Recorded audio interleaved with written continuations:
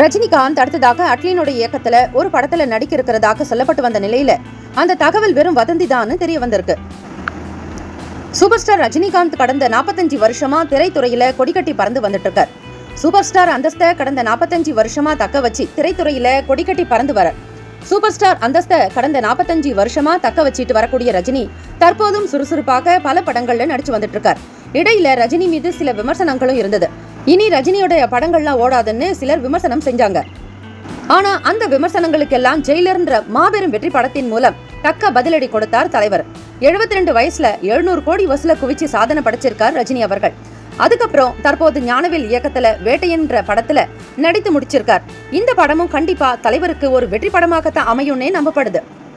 ரஜினிகாந்த் மற்றும் சல்மான் கான் இணைந்து ஒரு படத்துல நடிக்கிறதாகவும் அட்லி அந்த படத்தை இயக்க இருப்பதாகவும் தகவல்கள் வெளிவந்திருக்கு. ரஜினிகாந்த் தற்போது வேட்டையன் படத்தினுடைய டப்பிங் வேலையை துவக்கியிருக்கார். ஞானவேல் இயக்கத்துல உருவாகும் வேட்டையன் படத்தினுடைய படப்பிடிப்பை முடிச்சுட்டு ரெஸ்ட் எடுத்து வந்துட்டு இருக்கார் ரஜினி. இதையடுத்து இன்னும் சில தினங்கள்ல இந்த படத்தினுடைய டப்பிங் வேலைகளை துவங்க போறாங்க.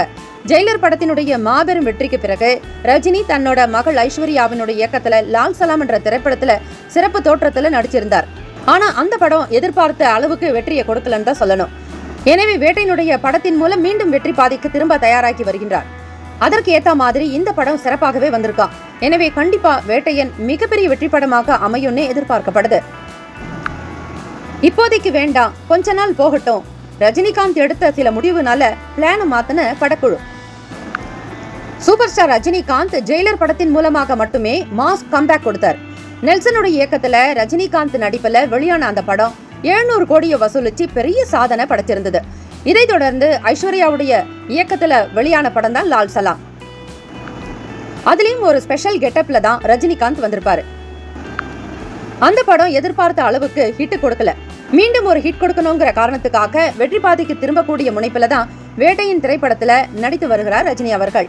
ஜெய் பீம் புகழ் ஞானவேல் இயக்கத்துல அனிருத்தோட இசையில உருவாக்கக்கூடிய வேட்டையின் திரைப்படத்துல ரஜினியோட இணைஞ்சி அமிதாப் பச்சன், பகத் வாசல், ராணான்னு மிகப்பெரிய ஒரு நட்சத்திர பட்டாளங்களே நடிச்சு வந்துட்டு இருக்காங்க. சமீபத்துல தான் இந்த படத்தினுடைய படப்பிடிப்பு முடிவடைஞ்சிருக்கு. இப்போ போஸ்ட் ப்ரொடக்ஷன் வேலைகள்லாம் ரொம்ப விறுவிறுப்பாவே போய்கிட்டு இருக்கு.